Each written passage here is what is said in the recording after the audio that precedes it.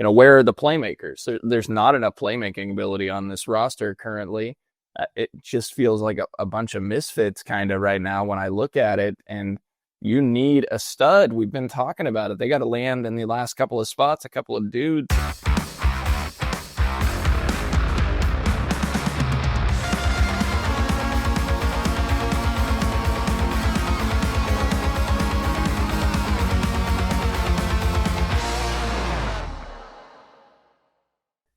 Hello and welcome into another edition of 3Ma. I am John Kurtz, joined by Derek Young and Cole Manbeck. Today, we'll talk mainly some basketball, a little bit of recruiting on both basketball and football, but we may need to have a conversation here about what's going on with hoops in light of the latest commits. So pull up a chair and pull up some Ben Holiday bottled in bond bourbon. Unless you're driving, don't do that. But Ben Holiday bottled in bond bourbon. Outside of that is a great choice. So is some 360 vodka, all from our friends at Holiday Distillery. They've got you ready to go. I'm looking outside right now. It is raining, dreary, gloomy, but it's not going to be like that forever. There will be sunshine. There will be the lake. There will be, porch drinking weather. It's all coming. So make sure you have some 360 vodka and Ben Holiday bottled in bond bourbon on hand from the good folks at Holiday Distillery. Cole, I'm sure you got yours because you're really excited about this latest basketball commit and what's happening with the hoops roster this year. So, raise a glass here. I got a nice Big 12 coffee mug here. I'll cheers you to the commitment that K-State just got. Yeah. As I think about the roster that currently sits here today that we expect, it might require some Ben Holiday bottled in bond bourbon to convince myself that this would be a potential NCAA tournament team. They're quite a ways off still, and they're running out of room in the scholarships area. So, but we'll be having coffee with Wyatt over at Holiday Distillery here in the near future, and getting together with him. And I got to restock on some Ben Holiday bottled in bond bourbon in the near future as well. We got Memorial Day weekend this weekend, so I got to get some on hand for the lake, and hopefully many of our listeners do as well. Okay, DY, you sharing in this excitement? I can't pretend. You talked to a great industry source who seemed to be very fired up about this roster as well yesterday. Yeah, I've talked to a few, actually, probably two or three, and none of them seemed to be very bullish on this roster, and I couldn't really disagree. Yeah. Okay. Well, let me stop being a sarcastic a-hole and let's get into it. So K-State lands a JUCO prospect, and look, nothing against this kid at all. I think a lot of our frustration with this is that it's going to be somebody that can't play because of an injury. So Stephen Osei is who K-State lands, JUCO big, Casper College. He is the 10th player on this roster, assuming that Tyreek Smith gets approved for an extra year of eligibility, which, maybe that's something else that we can talk about at some point, whether or not that's going to happen. This is not somebody that I think any of us viewed as like a high impact guy anyway, but now it appears by all accounts, DY, you can expand more on this, but that he is going to redshirt this year in part, at least because of an injury. So hard to get too fired up about that. And you just wonder a little bit what the plan is, because you're looking around at the roster saying, man, I mean, you need impact players. Like they still need at the very least one impact guy, hopefully two, maybe three. And now you're taking up one of the last couple of scholarships that you would have if you're going to 13, which I guess it could extend past that. But one of the last scholarships that you have here was somebody who's not, like, literally will not be able to be used this year. Yeah, I mean, 10 if Tyreek Smith, they have 10 if Tyreek Smith gets his waiver or gets another year of eligibility. I don't know if they're even at the waiver process anymore. 11, assuming Elias Repeat is in the fold. 12, assuming Marcus Johnson announces here pretty soon the transfer from Bowling Green. And if you're beholding yourself to 13, which was originally the plan that I think was agreed on by both Jerome Tang and Gene Taylor, then you'll have one spot left. So I'll be honest, maybe I can be convinced otherwise if and when it gets explained. But when you're maybe up against the number a little bit here with potentially only one spot remaining. It doesn't make a whole lot of sense to me when you still need guys that can really go out and produce to bring in a guy that can't really play his first year on campus.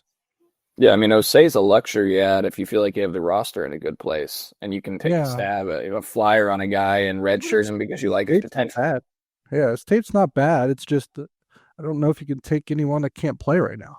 Yeah, you can't take a guy that's going to redshirt with the roster that we're looking at on paper right now. We do think Marcus Johnson's going to commit to K-State. By the time you're listening to this show, the Bowling Green transfer very well may have committed to K-State. So you add him, Repeat, we think is in the fold. We are at 12 fulfilled scholarships in all likelihood when you factor in everything else. And so, where are the playmakers? There's not enough playmaking ability on this roster currently. It just feels like a bunch of misfits kind of right now when I look at it. And you need a stud. We've been talking about it. They got to land in the last couple of spots, a couple of dudes, and now they take Osei, which to me feels like a 14th type scholarship ad. But to your point again, DY, they've said they're going to go to 13 scholarships. Now it sounds like maybe they're discussing, they could extend beyond that, but we don't have any intel necessarily as to where that might go. But like to me, this only makes sense if you're going to a 14th scholarship and you can take a flyer on a guy like Osei. Otherwise, you don't have enough guys that can contribute right away. You got too many guys on this roster that aren't going to be able to help you next season. And it's not going to cut it. I guess to play devil's advocate here, is this like credence to the Houston comment? Like, hey, we're trying to go the Houston model and keep guys around and be a developmental program. And so you want to take a guy or two like this just to have them be there to come up through the pipeline. They've taken guys like this before. That's not really the issue. The issue is their ability to retain guys. So I don't think this really reflects of the Houston model. They're not going to be reflective of the Houston model until they're able to actually keep guys at the end of the season. Because didn't Fall just basically not play for how many games so he could redshirt and then he left anyways? I mean, it feels like by fall, and this guy isn't a McDonald's All-American. He's a JUCO big, but he's a 6'11" big, 210 pounds, originally from Canada, and it does kind of feel like that. I mean, they did it with by fall, but then they also, moved on from McGee, the incoming freshman, to create more space to assemble a roster, and he would have been a redshirt type candidate. And now you go and get this guy who's a redshirt type candidate, and I don't know. I don't. Yeah. It feels like too much pivoting, constant pivoting on what the plan is going to be. And I'm not in the meeting rooms with those guys and the staff. Maybe they have something lined out here. Maybe there's a dude that they think they're going to get in on and that they're going to land in a Haggerty or, somebody like that here to close out the portal class to where everybody would feel a lot better about it. But as we sit today, it doesn't make a ton of sense to me. Yeah, I'm with you. I had forgotten about they kicked a freshman to the curb, and not just for a redshirt candidate, Cole. I mean, a guy who that was in the Tipton Post, right? That he was going to redshirt when it came out. So like, I mean, it's not a redshirt candidate; it is a guaranteed redshirt guy. There was at least, I guess, a chance with a freshman that he would come in and impress, right, and be able to play. That kind of screams to me, and I could be wrong. Like we don't have all of the answers. We're just trying to speculate, to be fair. But it kind of screams to me when you kind of make that decision on McGee, but then still take a guy like Osei anyways, is that they basically decided that they needed to take someone like Osei, who was basically another McGee, because they didn't get or weren't fulfilling what they originally thought they could when they kind of encouraged McGee to leave, right? It seems like whatever vision they had when they encouraged McGee to leave never came to light. Yeah. No, I think that's probably true. They probably thought they needed to open up some space because they thought they had some opportunities that they didn't get fulfilled.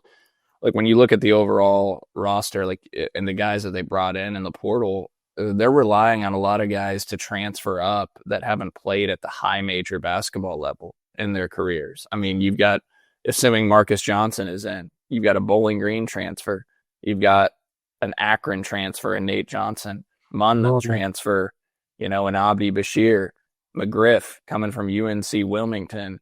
Then you got a JUCO coming in.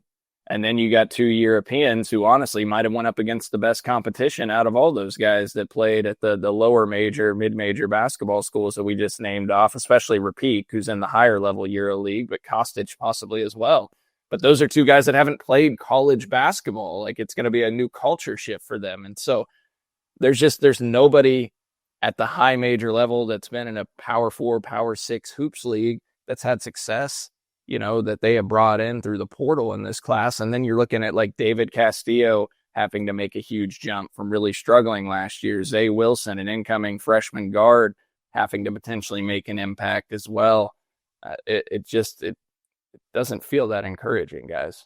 Well, Cole, how dare you? First of all, Zay will feed families. Okay, that's been well established. Patreon.com/3ma to get that joke. They're going.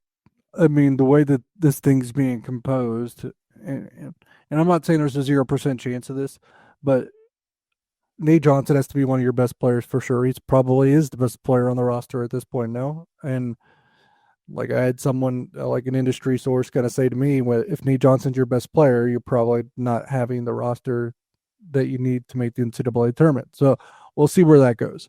But in addition to Nate Johnson, what they probably need is, because they're a little bit more unknowns, the rest we kind of know that they're not going to be top of the rotation type dudes. Like Elias Rapik and Andre Kostic are going to have to be really, really, really good. Well, that's the only thing I would say. We had this conversation when, they were kind of in on a third European who unfortunately looks like wouldn't be able to play this year. But I thought, well, if they're going to land a third European, maybe that was the case I was starting to make. Like, that could give the roster a lot more upside than maybe we thought before, just because there's so much unknown there. But, at the same time, potentially lowers the floor. To Cole's point, those guys are all going to have to adjust. I guess that still stands with 2. If you land 2 complete studs in Europe, if you think those guys are that good, then maybe that does really change things here. But it's asking an awful lot. And it does seem pretty daunting when Cole lays out all the schools these guys are coming from, and then throwing in a couple Europeans and throwing in a freshman. It's and Andre Kostic, by the way, he's 18. He's young.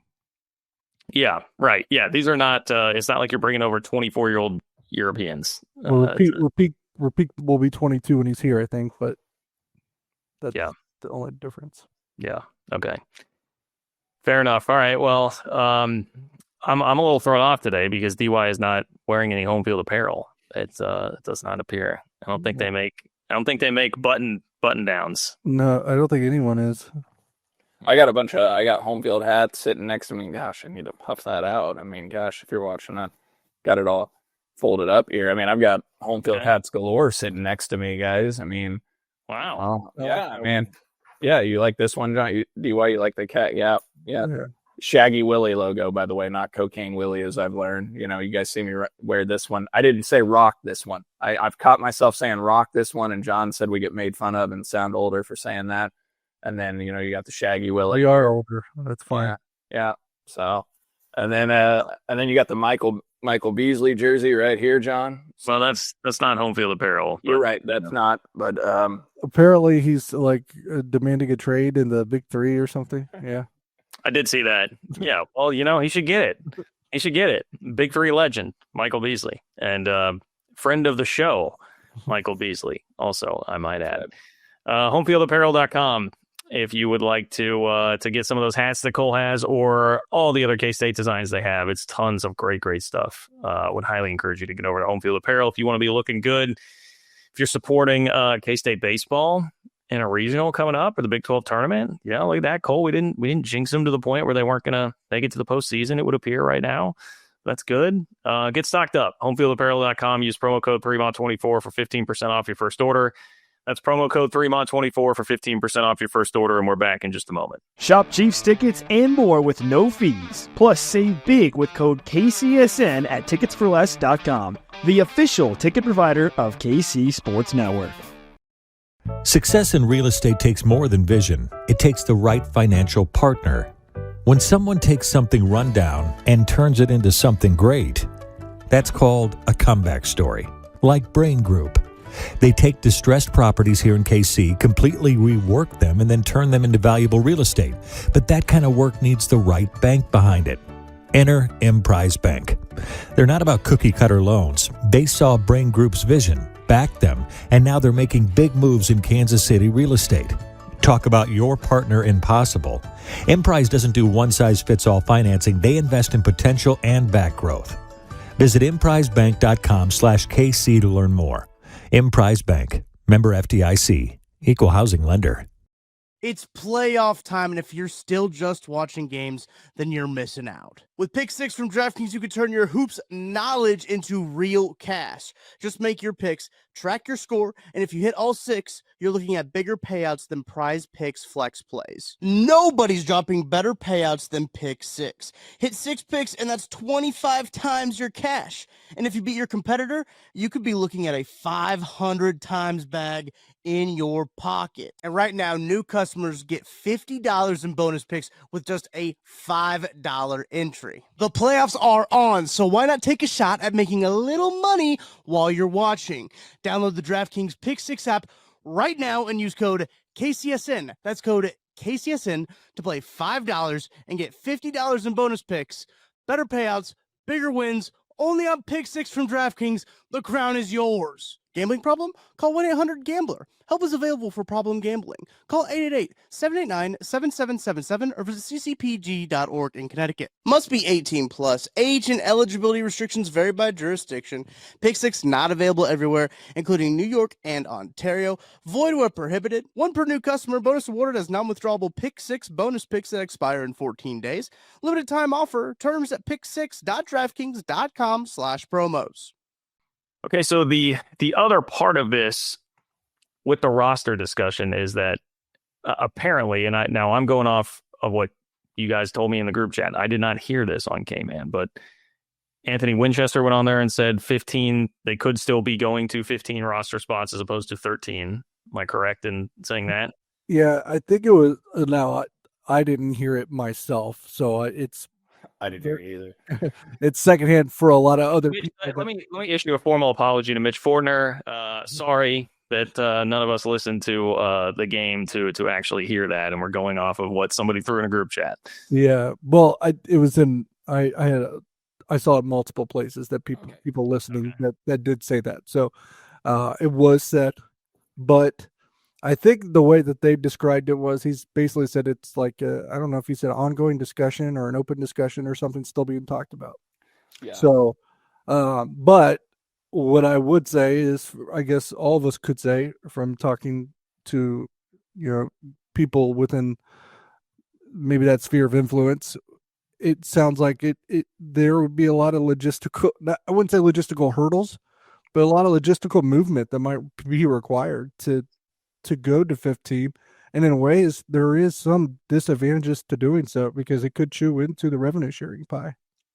Well, yes, because as I was understanding it, the way it was being explained to us, right? You would, if you're adding extra men's scholarships, you have to add extra women's scholarships, so the expense adds up pretty quickly there. All of a sudden now you're paying out 4 extra full scholarships when you need every last dime that you can get to pay the $20.5 million for revenue sharing this year, which is how you can ensure that you're keeping up with the Joneses, basically being able to field a competitive roster, not just in basketball, but now we're talking about like football. Does that make things tougher on football, which is objectively more important to the university in general, and just in this college athletics landscape with how much football matters in realignment. So yeah, if the plan and it was agreed upon was 13, it's really frustrating that you're adding an injured JUCO big to then have to push this out to 14 or 15,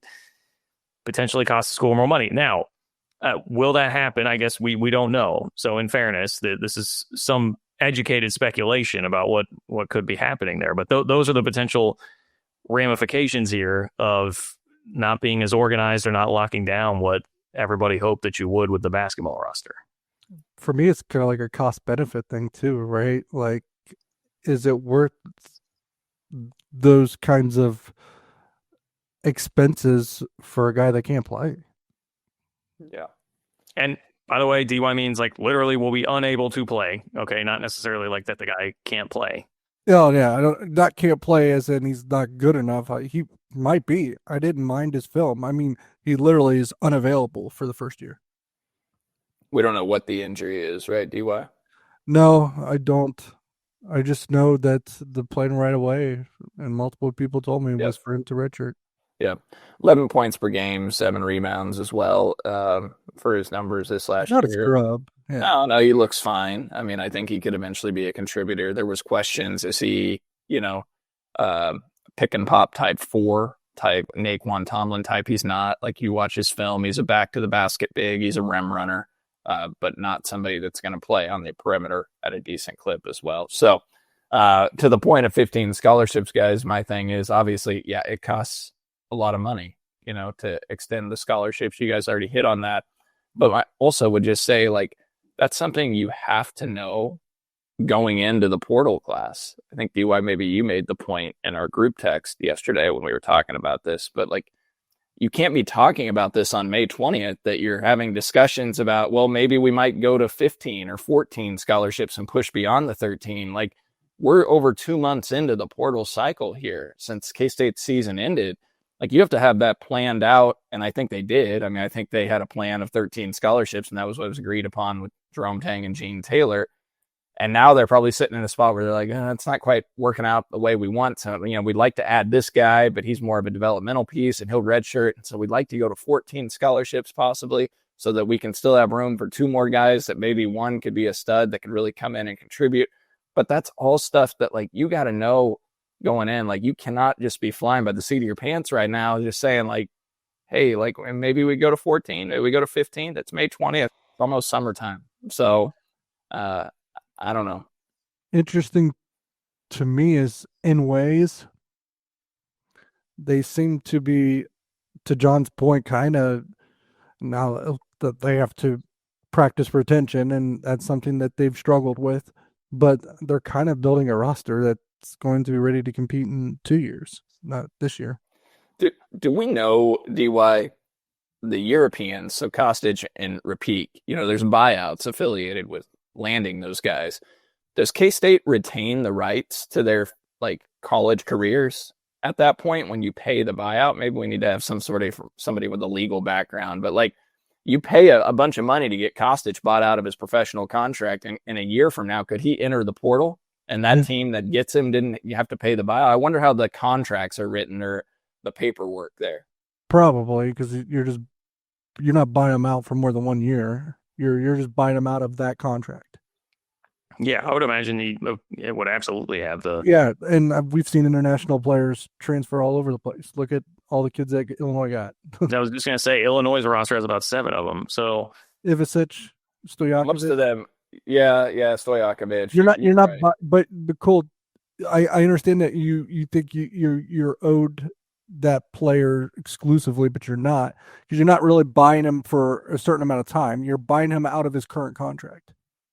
Yeah.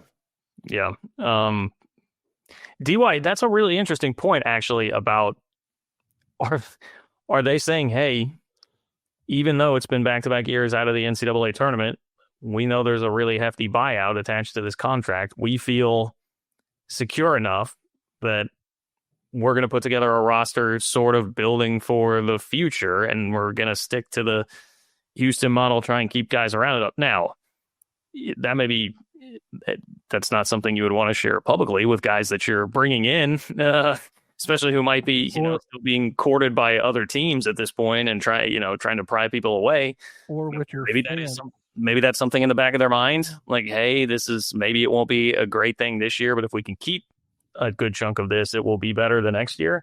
Now, I'm not sure that I would agree with that strategy. I think I would be much more all in on trying to win. But if we're just exploring all possibilities here and trying to be as fair as possible, that is an interesting theory. But the only reason why, one, I wanted to comment, and not something you want to tell to your fans that they're already missing until they tournament twice, 2 years in a row.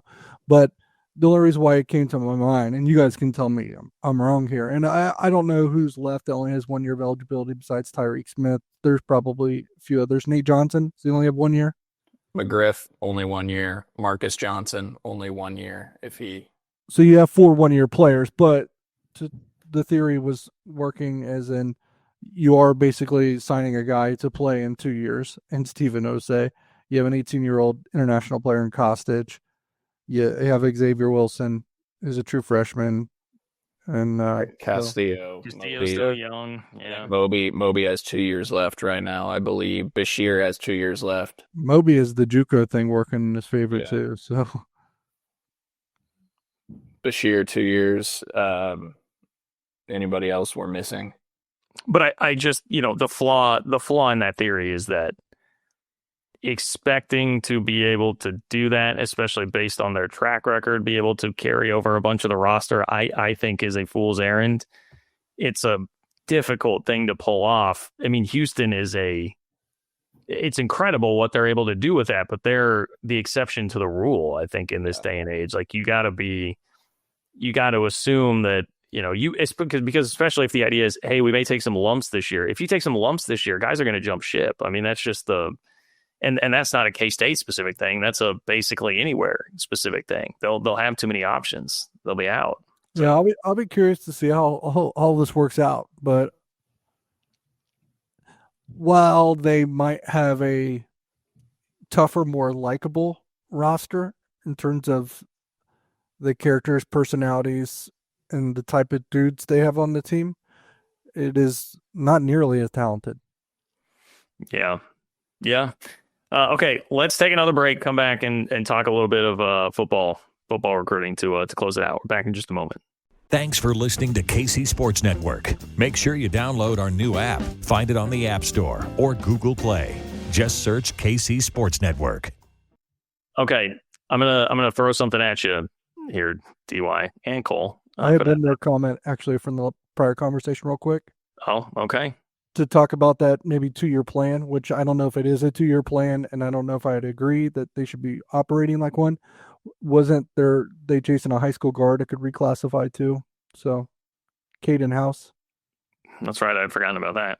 So they eventually associated with him. So it kind of like, again, I don't know if that should be the plan. I don't know if it is, and I don't know if I would trust it being executed. But yeah, and House is older for his class, so maybe he's a guy that could come in and contribute. But again, you add him and Osei, like you probably need to push beyond 14. You need another veteran guard in my mind, or a veteran player that's a contributor at the high major level. So, yeah. How do we feel about? So we're going to talk K-State football recruiting. They got a commitment yesterday, but have we discussed much like the in-state class in 2026? And I am not really that bothered or worried about all this, but there's so much chatter online right now about what Kansas is doing and how it relates to K-State. Obviously, a piece that sparked a lot of discussion around that was J.J. Dunnigan from Manhattan, who's James Dunnigan's kid. Cole, do you remember any particular games from his career? Anyway, let's dive into this a little bit, DY. Like, how concerning should all of this be? Because it feels like a lot of fans, if you're too online, most of the fans are like really, really freaking out. I'm just at a point with like K-State football recruiting, like they've been so solid. They're good in the portal. They seem to be organized. Unlike everything we just talked about for the previous 25 minutes of the show, they seem to be very organized and have a plan and stick to it. So I don't know. It's not really bothering me that much, but you're much more down in the trenches of it than I am. Yeah, well, I'll put it this way: for the fans that are freaking out, it's all about also resource and financial commitment allocation, right? Would rather them overspend for 6 or 7 Kansas high school kids in a not really good Kansas high school class, or would you like them to go get the 6 or 7 guys that they've gotten in the transfer portal that have a chance to start this year and maybe get you to a Big 12 championship?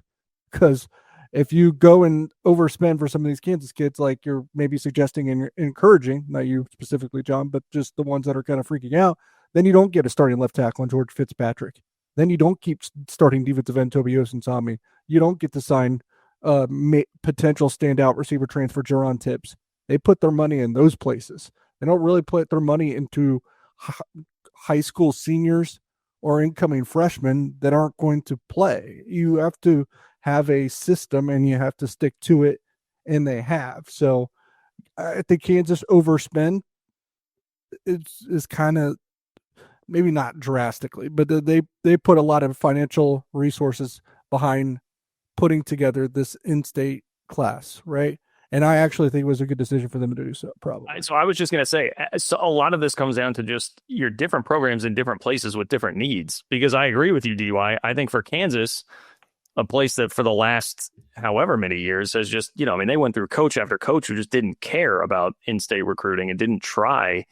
Like, they needed to really get in there and make a splash, and saw an opportunity here where perhaps it would be a little bit easier to jump in. And so, like, let's capitalize on this. I think that's a very wise thing for Lance Leipold to do. It doesn't mean that the wise thing for K-State to do was then to match what they're like, be baited into, trying to overspend to come in like that. So, like, some of the guys, just be confident in Chris Kleiman and the program, and understand that Lance Leipold is also a good coach, and there's also a good program over there, and it's going to continue to be competitive, but it's not like this meltdown, the pendulum is completely swinging thing. It's like both programs are doing what I think is probably in their best interest right now. Definitely. And to be honest, and I should point this out too, even without that maybe extra oomph from a financial standpoint, that, like I said, does make sense for them to do. It's a good gamble on their part. I'll put it that way. They would have landed some of these kids regardless. And people say, well, that's not a good thing. Even the folks that cover KU recruiting will tell you that plenty of the kids in this particular class, for whatever reason, had like KU ties and backgrounds, or grew up in very, very strong KU households.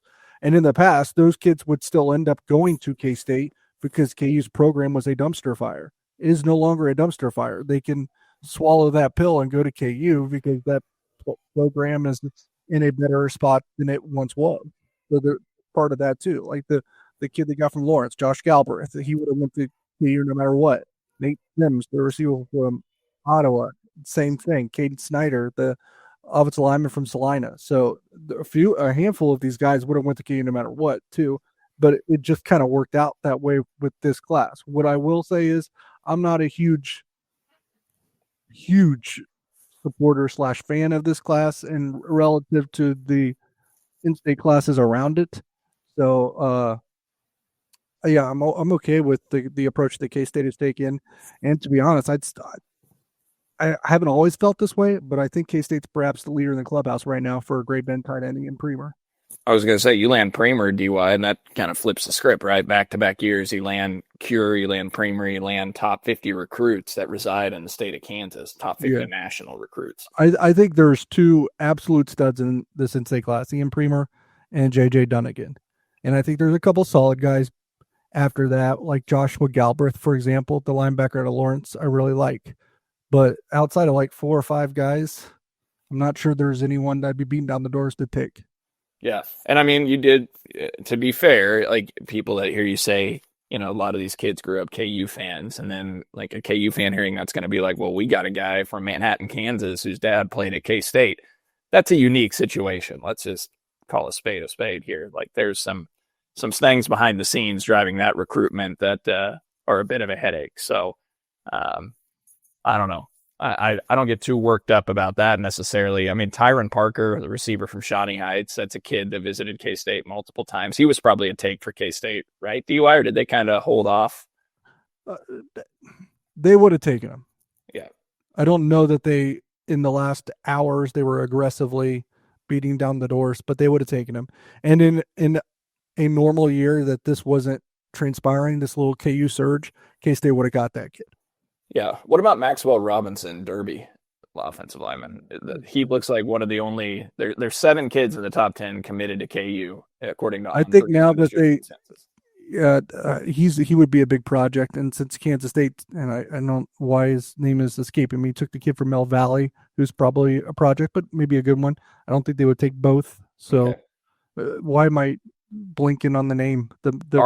Lamarcus Barber. Yeah, from Mill Valley. Yeah, I only mentioned Robbins because he's third ranked recruit on the On3 consensus, but I don't know anything about him.